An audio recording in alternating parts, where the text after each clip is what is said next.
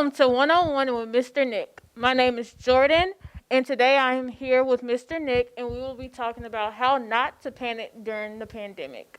Mr. Nick, would you mind introducing yourself? Sure. First of all, Jordyn, thanks for taking out your busy time out of your busy schedule. She is an awesome sophomore at SMU from our mentorship program here based at DeSoto Library. My name is Nick Haggerty and been working with the DeSoto Library for the last 5 years. One of the things that really kicked us off was the great Teen Expo, and since that time we've been really working well with the youth in not only this area, but the youth in this metroplex. So thanks for having me on this one-on-one. Glad to have you here. All right, so let's get started. What are your ways to maximize the opportunity of being at home during the pandemic? First of all, let me just say that I sympathize with everyone who has lost people during this pandemic, but in maximizing and answering your questions, getting up a little bit earlier has simply helped me the ability to work a little bit longer hours versus getting up at 7 o'clock, going to work at 8. Now I get a chance to get up at 6 o'clock. I can actually do a workout. Then I can start my day off earlier. Also, because I don't have to drive home from work, I can also now work a little bit later and get more things done in a more timely fashion. So sometimes you have to simply still schedule it out, but maximize your opportunities at home. And because you're at home, you get a chance to actually have better lunches. So it's really been a benefit on having better lunches, eating better sometimes, but sometimes, and also the ability to simply work at home with family has been the most rewarding thing during this pandemic. I can relate to that. So how would you tell teens to maximize their time during the pandemic? So what I would tell teens in order to maximize their time at home, I actually have a teenager, a son, and what he's been doing is simply getting up a little bit earlier and taking on a hobby of interest. He's into graphic design. He's been taking some online courses on YouTube. So find your passion project, whatever you may be interested in. Let's say you want to be a photographer. Guess what? They have those classes on YouTube. You can also start following some photographers that are on Instagram and start simply trying out your hobby. What many teens are doing now, they're taking what they want to become professionally, and now they're taking on that aspect of learning about it since they have extra time at home. So maximize the opportunity to be at home as your own internship. That's what I would do. I really like that, your own internship. So, speaking of hobbies, what new activities have you learned during the pandemic? Well, one of the things that I've learned to do, I'm going to be very honest with you, I was not a person who cooked at all. But now, and my brother who was a chef, and my mom was a great cook, and everyone in my family can cook but me. So I've been taking recipes and learning how to cook. And one of the things that I've learned how to do was start making healthy dishes, doing meal prep and those types of things. So now you can take your passion and you can roll it over. And now that I'm cooking, guess what? I cook a mighty good French toast. I cook turkey bacon, turkey sausage. I just made my first a shrimp dish, and I'm working on my catfish dish this upcoming weekend. So get a hobby, try a hobby. We'd be willing to fail at a hobby, and because of the extra time you're at home, guess what? All of the mistakes that you make are recorded, and it's funny, so it's all fun. Yes, I love to cook. So being at home and being able to cook has been great. So what has been some challenges for you during this pandemic? Well, I believe like everyone, we've all have unfortunately experienced loss. Coming out of this season has been tough personally and emotionally. And I tell anyone, working out or getting a hobby gives you peace of mind. And sometimes peace of mind pushes you to a happy place in order to affect others. So one of the things that this, unfortunately, this pandemic has also done, it has somewhat isolated you, where you couldn't touch, feel, talk to face-to-face, person-to-person contact. And if that was your business, and that's what you did all the time, it was challenging. Many of my friends are school teachers. Many of my friends are in the education department. So it was challenging. And then lastly, if you don't have high-speed internet, I think everyone has had internet problems, right? It's like your life is non-existent. So you have to almost be set up as an office in order to simply go about day-to-day business that we took for granted, in the schools, in the workplace. So you have to, those have been the challenges. Working at home, of course, there's a lag time in your internet. You run out of printer ink. You run out of the things that you're used to. But when you work through the problems and get to a place, okay, I can do this. And everyone has to simply get to a place where they can say, I can do it, I'm going to get through it, and then make it a win-win situation for not only you, but the people that you support. Then it becomes fun. Then it becomes, okay, now it's just not talking into a box all day called Zoom, right? Or Google Meets or whatever. Now it's, now you're still getting that energy of life back. And that's what has been the transition and the hardest part. Finding that way to simply balance the human contact with not actually being there. Thank you for sharing. So how do you think, or what challenges do you think that your son may have had being at home for school, and how do you advise teens as well as your son to handle those challenges? First of all, I just want to applaud all teens by what they've been going through during this pandemic, because we have not had to, parents didn't have to go through those types of challenges.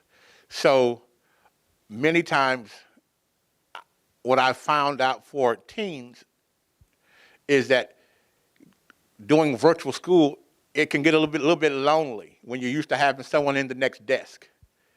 But try to be as social as possible in social media, or try to send a text message, or hop on a duo call or a face-to-face call to still get that contact. But the win-win scenario is that you are at home. So use that time to bond with your parents or your guardian. Use that time to call someone you wouldn't call because normally you're too busy. So call a cousin, call a family member, call a grandma, a grandfather, and say, hey, how are you doing today? So now that you are, quote unquote, going to school at home, it's almost like your own internship, whereas you can use this time to learn another hobby. One of the things that I'm doing this year, I'm learning Spanish as a second language because I went to college in El Paso and I forgot a lot of it. So we're learning Spanish as a second language. Be willing to fail at something so you can win at everything. And that's one thing that this has taught me. And maximize your time, because time is now so precious. One thing is that because people have lost someone, you even know if someone has lost someone or lost someone personally during this pandemic period, maximize the appreciation of a person's time. A hello, hey, how you doing? Hey, I hope you're doing well. Means so much in these times. So you be the first one to do it, and you don't have to wait for someone to send you a text message or a call. Yes, reaching out during this time has been so important, and being able to just have those small moments of communication with your peers or your friends and family, it has helped on both sides. So, how do you stay positive during this time? To be honest with you, you have to simply find someone to network with. I've learned to simply, you have to be sometimes the light in a dark situation, because you never know what that other person is actually going through. Me personally, since I've experienced loss my mom in 2018, my brother in 2019, and family members throughout this pandemic. Sometimes I could be truthful. It's hard, you know, but someone sent me a text message that said, hey, I'm with you. I'm your friend if you need to talk. Be willing to, it's okay to cry about a situation that hurts you. One of the things that I tell people now is simply, you know what, whatever that emotion is, experience it. And you got to be as true to yourself as possible so that you can uplift others. You know, one thing that I could tell, if I was a teenager during this time period, and I'm blessed to have a great teenager during this time period, but he's the complete opposite. He's an introvert and I'm an extrovert.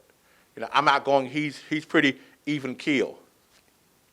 But what I've learned from him is that because quiet and silence does not mean that they're in a bad mood. But sometimes quiet and silence means that they're in a frustrated state. What I mean, sometimes people get tired of being in the house. Go take that walk around the block. Go get out. Go to the park. Do something to simply, normally activity brings up your mindset, which brings up your motivation, which brings up your spirit. So find a way to get it in a happy place, and then once you're there, work hard to stay there, and then share whatever thoughts you have positively with others, because they may be in a low place. Thank you. So, could you tell us more about your mentorship and how you've been just reaching to the teens during this time? Yes. Well, of course, we were previously doing everything face-to-face. But now we've had to, with the power of the online, whether it be Google Meets or Zoom, we've been really reaching out, and now we're in 5 districts. Now we're working again. We're relaunching it back with DeSoto Library, hashtag, let's go. But we've really been, our goal is to simply help the youth in this time period be motivated. I can say this, during a period, I've heard some of you say, what's the point of going to school if it don't matter, if we're not going to be able to be around our friends? I've heard some seniors say, what's the point of actually being focused on graduating if I can't graduate with my friends? Well, there is a future, there is a brighter day, and you want to be prepared for it. See, right now is the hardest time, I think, that anyone can say that to go to school. But normally, what happens out of pressure comes diamonds. So because of this situation, we can simply allow ourselves to simply learn more and be prepared for when, and as they're starting to do, they're starting to open up certain places. You be prepared to help people with their knowledge and learn a different skill set during this pandemic, where if this ever happens again, you'll be prepared. You know, you've seen many youthful business owners pop up out of nowhere. Some people have maximized this opportunity for his business. But most of all, maximize your opportunity with your family. Because now, like never before, like we're playing Monopoly, and I'll be honest with you, my son's beating me at Monopoly. I'm proud but ashamed to say it that he's beating me at a game that I taught him, because he got a strategy. He went online and got a YouTube strategy or something. Some type of way he's beating me. I hadn't figured it out. But what am I saying? We never played board games before the pandemic because we was at Dave & Buster's. So now maximize the time with your family, and then learn a different skill set. But most of all, take advantage of the time that you have and be happy that you're still here and with the people that you love. Thank you so much. I appreciate all your pockets of wisdom, and I'm sure our audience does too. Do you have any closing remarks that you want to make to our audience? Yes. Well, this is the first of many segments to come through DeSoto Library. I want to thank the people at the leaders at the DeSoto Library for allowing us to share during this time of pandemic. And we're going to be here to support the youth in any way. But we want to make sure that, hey, full steam ahead in 2021 and be as positive as you can, and care about the people that you love. Thank you. Thank you for watching How Not to Panic During the Pandemic with Mr. Nick. Hope to see you next time. Bye-bye.